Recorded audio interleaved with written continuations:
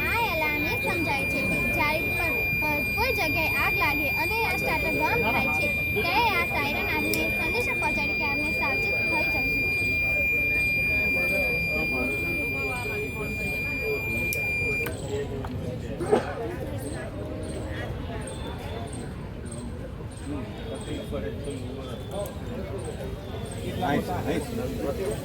આ fire pump જ્યારે આગના સંપર્કમાં આવે છે ત્યારે તે તેની જાતે તેનું કાર્ય પૂર્ણ કરે છે અને આગને બોલાવી દે છે. તેથી આપણે હોલોગ્રાફીના આધારે જ્ઞાન, વિજ્ઞાન, તત્વજ્ઞાન બધી જ માહિતી થોડા ક્ષણોમાં મેળવી શકશું. હોલોગ્રામ વસ્તુ પરથી પરાવર્તન પામતી વસ્તુ તરંગ સ્વરૂપે સીધું અભિલેખન થાય છે.